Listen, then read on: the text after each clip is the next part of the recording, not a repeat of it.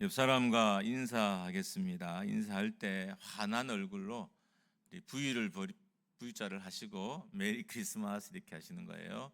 시작. 예. 어떤 분은 잡아먹을 듯 이렇게 하시더라고요. 이게 아니고 이렇게 해요. 이건 아니에요, 여러분. 손을 살짝 펴시고 다시 한번 메리 크리스마스. 예, 감사합니다. 오늘 본문 6절은 미가서 5장 2절의 말씀을 이제 인용한 거예요. 그래서 미가서 5장 2절 말씀을 같이 한번 읽어보도록 하겠습니다. 말씀 띄워주셨는데 읽습니다. 시작. 베들레헴 에브라다야, 너는 유다 족속 중에 작을지라도 이스라엘을 다스릴 자가 내게서 내게로 나올 것이라.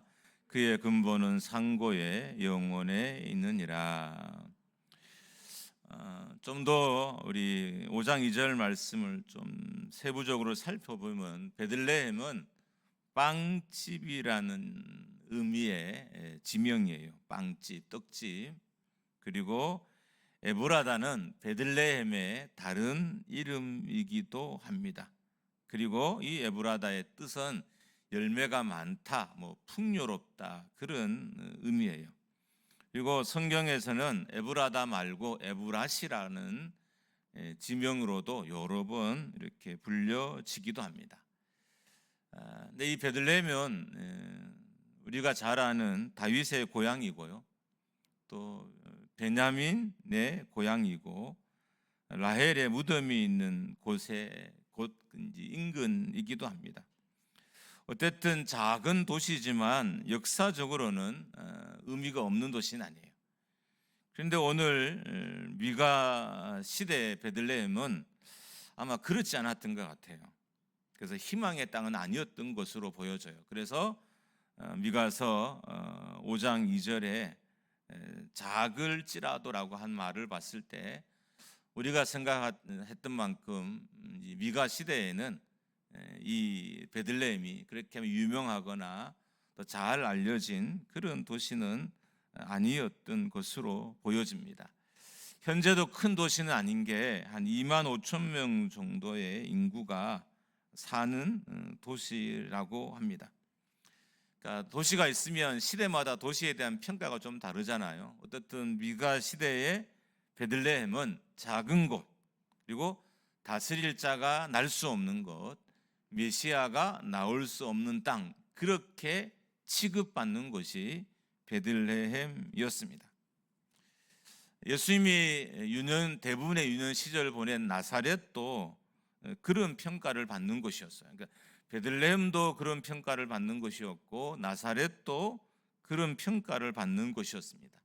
요한복음 1장 46절을 같이 한번 우리 읽습니다. 시작. 나다나엘이 이르되 나사렛에서 갈 수 있느냐? 빌립이 이르되 와서 보라 하니라.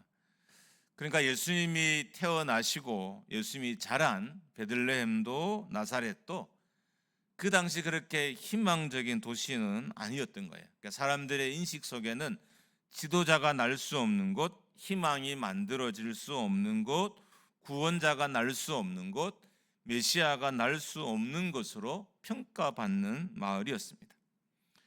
그런데 아이러니하게도 그곳에서 예수님이 태어나셨고 그곳에서 예수님이 유년기를 보내셨어요. 이런 역사적인 사실이 우리에게 전하는 메시지가 있어요.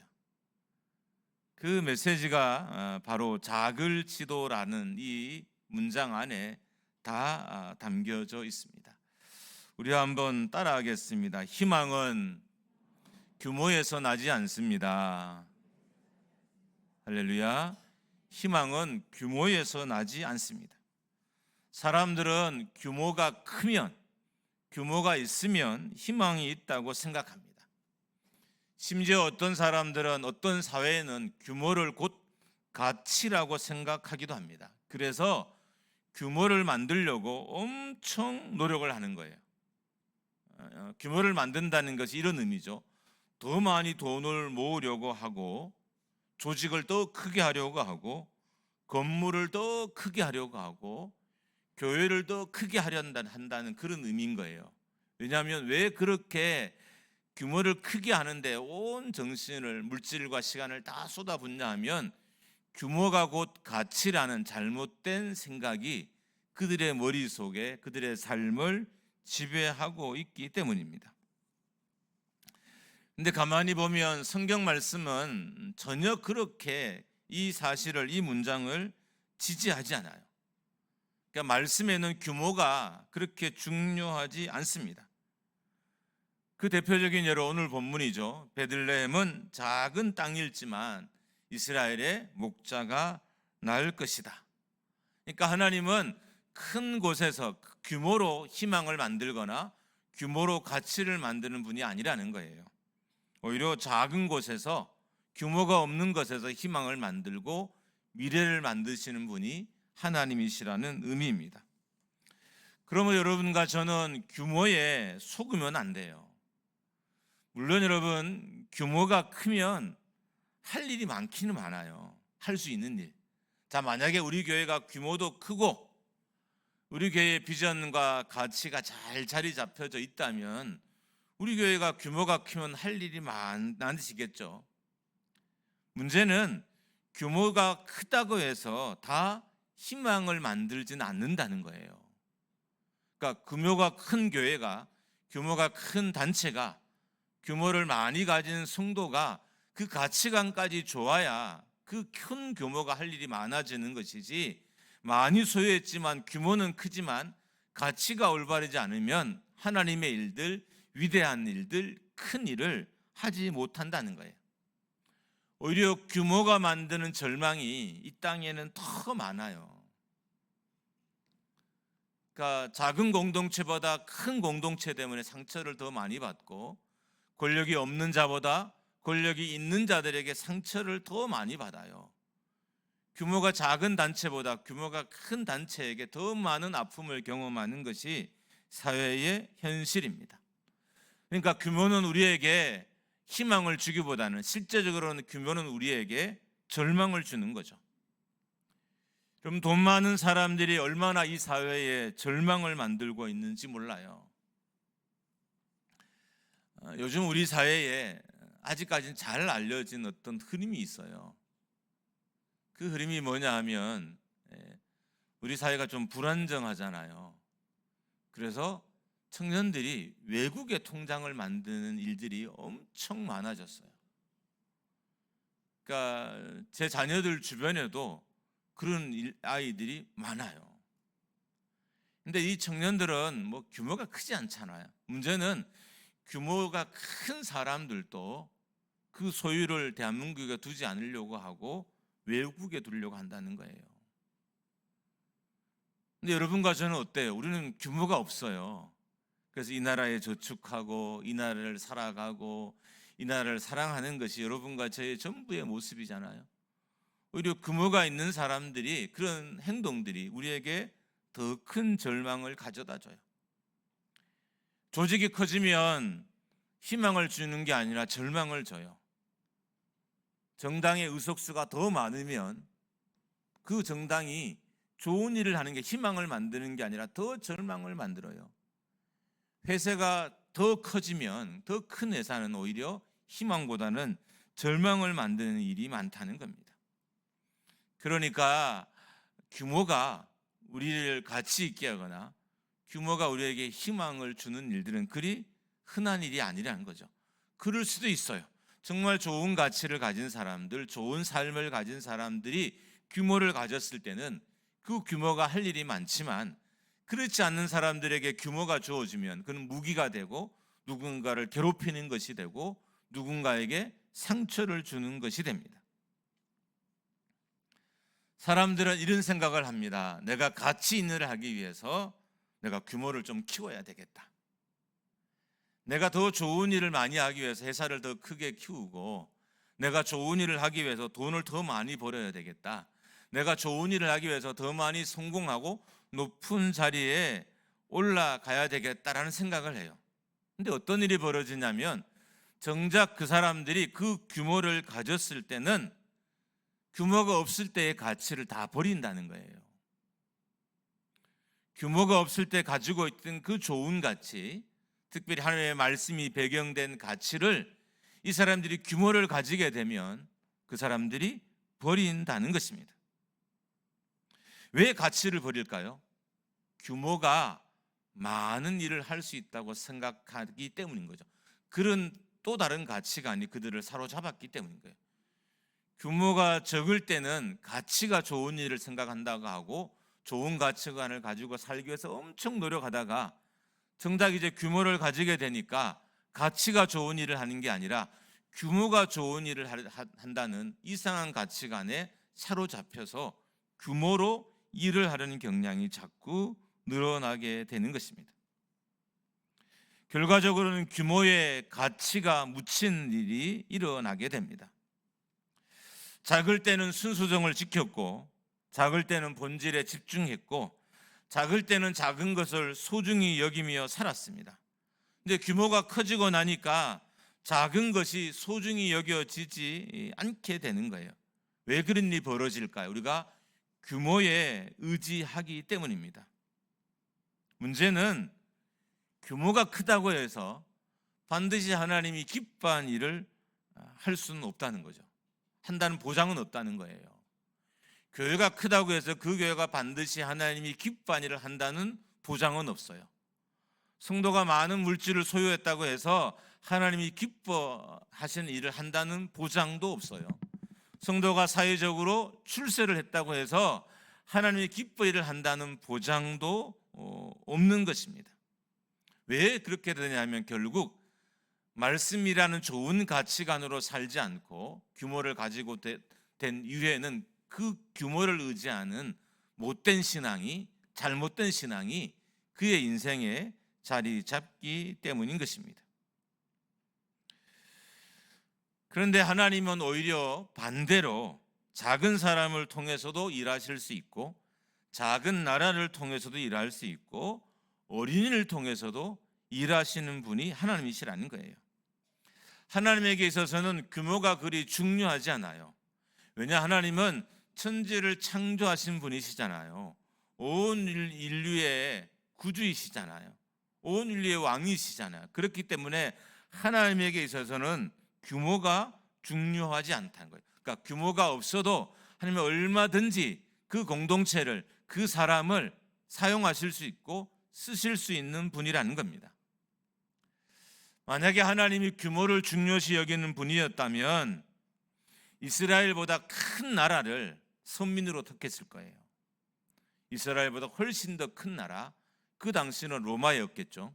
로마를 하나님의 선민으로, 하나님의 나라로 삼았을 거예요.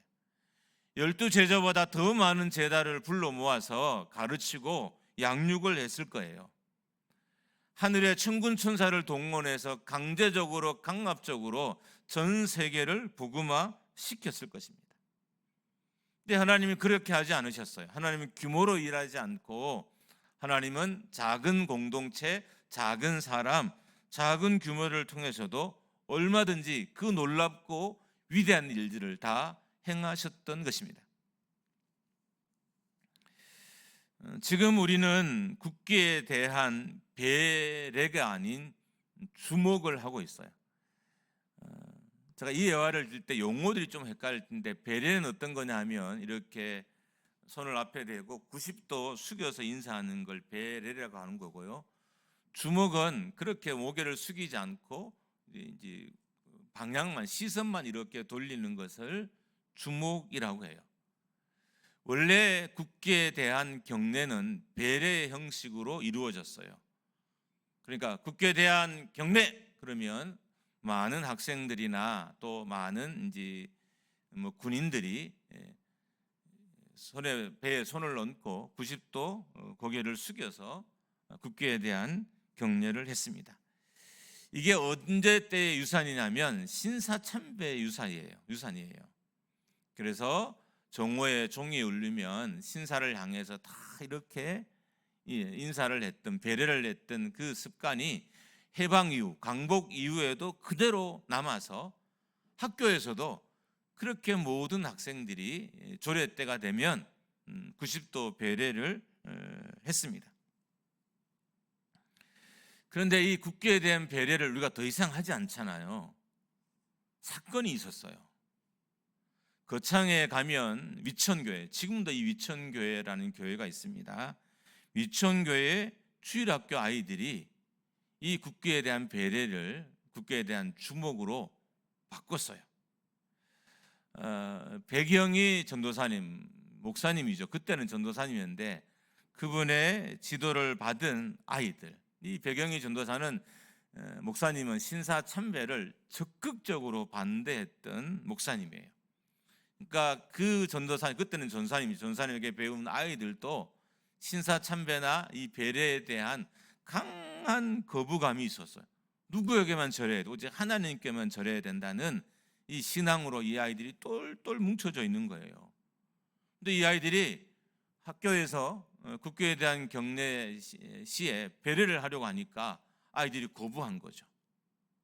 그래서 이게 교단에 알려지고 또 결과적으로 이제 이승만 대통령에게 알려져서 이승만 대통령이 국교에 대한 배려를 국교에 대한 주목으로 바꿨습니다. 여러분, 이 놀라운 변화가 시골의 작은 교회에 주일학교 아이들을 통해서 시작이 됐다는 거예요.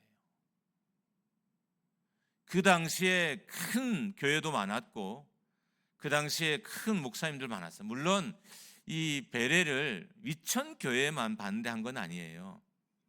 여러 사건들이 있었는데 대표적인 교회가 위천 교회고, 위천 교회가 왜 주목을 받았냐면 아이들이 국교에 대한 배례를 반대했기 때문에 이게 주목이 됐고 사건이 커지고 커져서 결국 대통령에게까지 가게 됐고, 대통령이 이승만 대통령이 이제 크리스찬이었잖아요.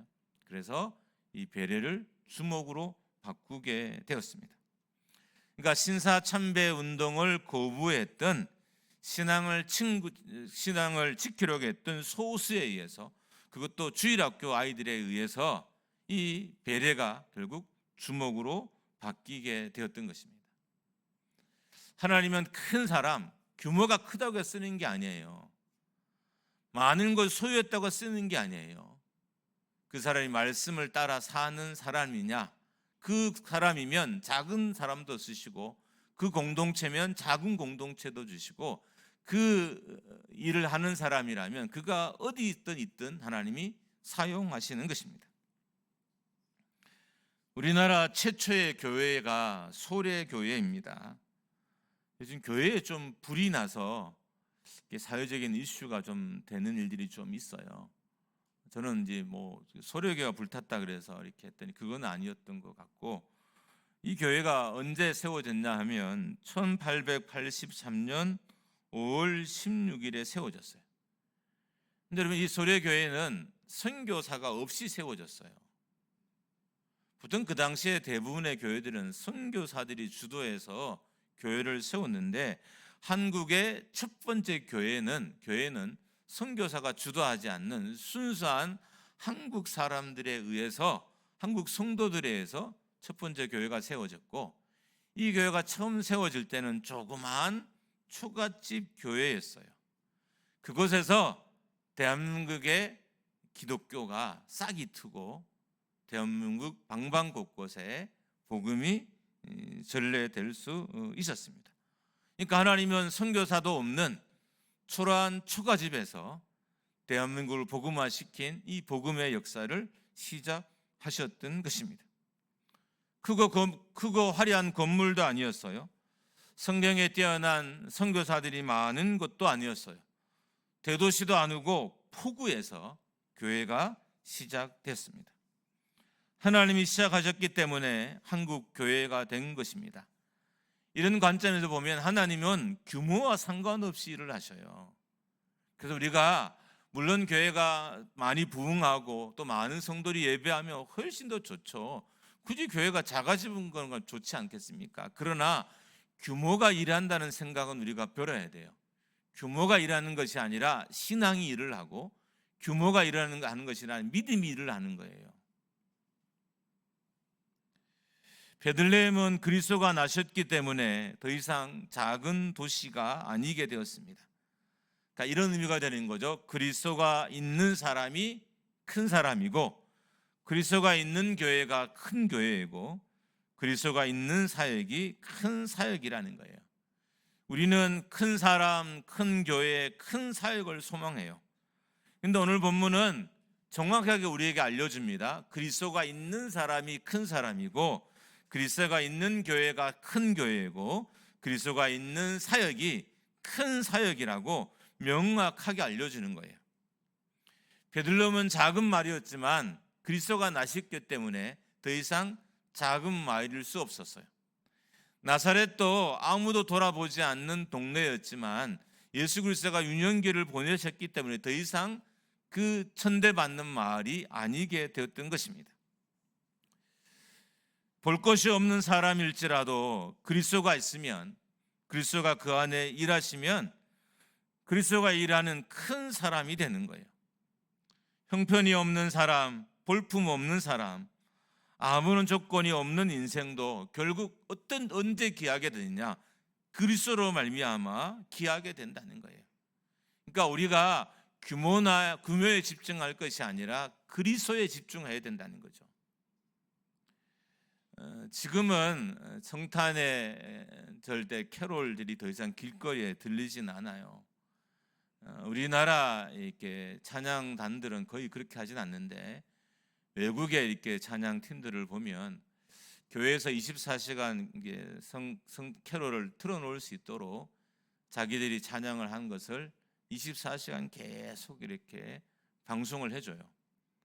저희 교회도 그걸 틀어놔서 교회 안에 계속 캐롤을 올렸던 거고, 제 방에도 제가 수시로 그걸 켜놓고 성탄절 찬송을 제가 듣고 부르기도 합니다. 그러니까 규모가 우리를 가치 있게 하는 것이 아니라 이 땅에 구주로 오신 그리스도가 우리를 가치 있게 하기 때문에, 그리스도가 있는 교회냐, 그리스도가 있는 사역이냐, 그리스도가 있는 삶이냐가 더 중요한 것입니다. 아무도 알아주지 않는 작은 교회일지라도 그리스도가 있으면 그리스도가 일하는 큰 교회가 돼요. 그리고 얼마든지 하나님은 작은 교회를 통해서도 위대하고 큰 일을 행하시는 분이시라는 것입니다. 믿음이 없는, 그리스도를 보지 못하는 우리의 눈에 작게 보이는 것이 결국 그리스도가 있으면 작은 교회, 작은 사람, 작은 사역이 아니라는 거예요. 여러분과 저는 어떻게 될까요? 그 사람에게 있는, 공동체에 있는, 교회에 있는 그리스도를 볼 수 있어야 돼요. 그래야 작은 공동체를 가치없게 여거나 작은 일들을 하찮게 여기는 그런 실수를 저지르지 않게 되는 거예요. 예수님은 얼마든지 작은 사람들, 작은 공동체, 작은 사역을 통해서도 큰 일을 행하시는 분이시기 때문에 우리가 이 사실을 잘 기억하고 우리 공동체, 우리 사역에, 내 삶에 그리스도가 함께 하시느냐, 함께 하지 않는 날을 늘 잘 살펴야 됩니다. 작은 사역일지라도 그리스도가 있으면 위대한 사역이 되고, 작은 교회일지라도 그리스도가 있으면 큰 교회요, 위대한 교회가 되는 것입니다. 우리는 작은 사역 가운데 계신 그리스도를 봐야 됩니다. 그래야 작은 것을 하찮지 않게 여기게 돼요. 우리가 가치의 규모에 길들여지면 어떤 일이 벌어지냐면 작은 것을 하찮게 여겨요. 이런 말이 좀 여러분에게 기분 나쁘게 들릴지 모르겠지만, 지금은 막 그렇게 교회 안에 가난한 사람들이 옛날처럼 많지 않잖아요. 근데 우리가 규모에 길들여지면 교회에 있는 가난한 사람들을 가치 없게 여기는 거죠. 그러니까 이게 규모의 무서움이에요. 만약에 여러분과 제가 자라면서 규모에 길들여지면 자꾸 소중한 것에 대한 가치를 잃어버리고 자꾸 크고 웅장하고 위대한 것들을 따르게 돼요. 가장 위험스러운 인물이 누굴까요? 저죠. 저는 앞에서 깃발을 흔드는 사람이잖아요. 그러니까 늘 큰 것을 말하고 큰 것을 추구하는 사람이잖아요. 근데 만약에 제가 제 안에 그리스도가 없으면, 그리스도와 함께함이 없으면 제가 아무리 큰 일을 하고 위대한 일을 해도 그것은 작은 일이 되고 하찮은 일이 되는 거예요. 반대로 아무리 작은 일지라도, 아무리 누가 알아주지 않는 일지라도 그리스도가 함께하면 그것은 큰 일이 되고 위대한 사역이 되는 것입니다. 그리스도는 모든 것에 가치를 불어넣는 분이시기 때문인 거죠. 그러니까 가치를 불어넣는다는 것은 다른 말로 하면 생명을 불어넣는 분이신 거예요.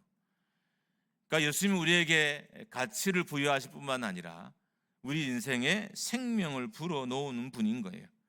그래서 우리가 그리스도와 함께하면, 그리스도로 주인을 모시면, 그리스도와 동행하면 그 그리스도의 위대함을 작은 공동체일지라도 연약한 나일지라도 내가 매일 경험하며 살 수 있게 되는 것입니다.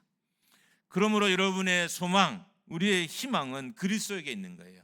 그래서 우리가 규모에 속거나 규모에 빠져들어서는 안 됩니다. 가정이 어떻게 회복될 수 있을까요? 그리스도에게 소망을 둘 때 가정이 회복돼요. 내 인생이 언제 회복이 될까요? 이렇게 작은 걸 통해서 위대한 일을 행하시는 하나님 예수 그리스도를 인정할 때 내 인생 또한 하나님께 귀하게 쓰임받는 위대한 일꾼으로 자리 잡게 됩니다. 교회도 마찬가지입니다. 교회가 위대하게 되는 것도 그리스도에게 소망을 둘 때 교회가 위대하게 되는 거예요. 교회가 크다고 선교를 많이 한다고 위대하게 되는 게 아니에요. 그리스도가 그 교회 안에 있을 때, 그 교회가 하는 사역 안에 있어야 그 교회가 위대하게 되는 것입니다. 여러분과 저의 소망은 오직 그리스도에게 있습니다. 이 사실을 알게 하기 위해서 하나님이 그리스도를 우리에게 보내신 거예요. 오늘이 성탄절이고 그럼 우리가 이날을 기뻐하며 즐거워하는 것입니다. 두 가지로 권면하고 마칩니다. 첫 번째는 규모에 속지 마십시오. 규모가 가치라는 믿음도 버리셔야 됩니다. 예수 그리스도가 함께하는 곳이면 그것이 곧 가치 있는 곳이고 그것이 가치 있는 일이고 그것이 곧 하나님의 나라인 것입니다. 그러므로 여러분과 저희는 우리의 소망을 오직 그리스도에게 두고 살아야 됩니다. 우리의 시선이 다른 것을 향하는 순간, 동시에 순간에 우리는 진정한 좋은 참된 가치를 잃어버리는 슬픈 경험을 하게 됩니다. 여러분과 저의 시선이 내가 가난하든 부하든 내가 있든 없든 항상 그리스도께 머물 때 그리스도가 우리에게 소망이 되고 우리에게 희망이 되셔서 여러분과의 저의 삶을 이끌어 주실 것입니다. 이 성탄의 참된 기쁨과 소망이 여러분의 가정과 인생과 함께하기를 주님의 이름으로 축복합니다. 함께 찬양하겠습니다. 오늘 우리의 눈물로 우리 찬양하고 우리 기도하는 시간 갖겠습니다.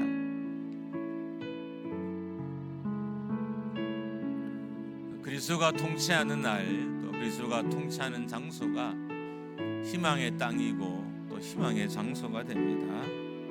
그리스도가 열어가는 길들을 기대하면서 우리가 함께 찬양하고 주 앞에 서기를 원합니다. 간절한 마음으로 우리 함께 찬양하겠습니다. 우리 오늘 눈물로 하늘의 씨앗을 심는다. 굶길 수 없어 무너진 가슴에 저들의 푸른 꿈 다시 돋아나도록 우리 함께 땀 흘려 소망의 길을 만든다. 내일로 가는 길을 찾지 못했던 저들 노래하며 달려갈 그 길 그날에 늘 보리라. 새벽이 새 같은 저녁 일어나 뜨거운 가슴 사랑의 손으로 이 땅 시음하며 지날 때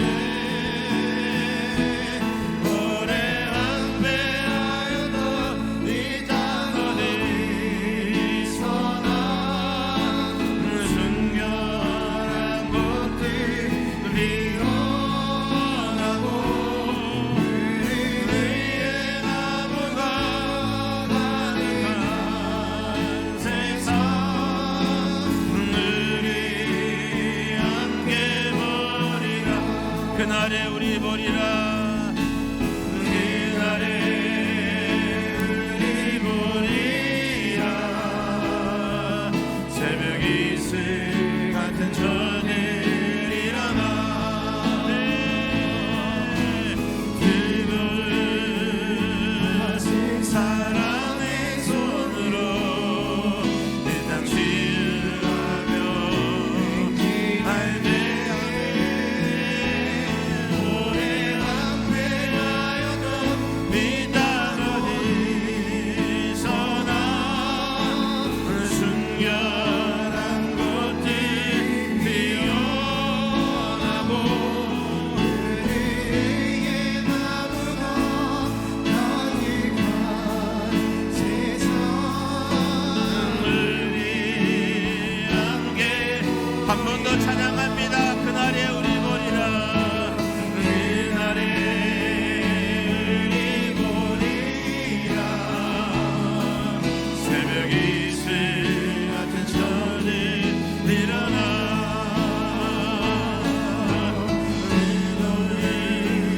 가신 사랑의 손으로 이 땅 치유하며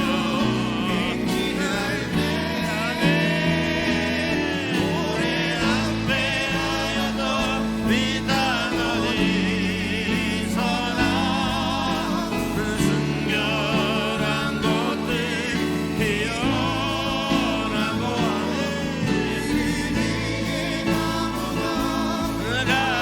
가득한 세상. 우리 함께 보리라. 함께 기도하겠습니다. 기도할 때 첫 번째로 하나님, 규모가 가치라고 속지 않게 도와주십시오.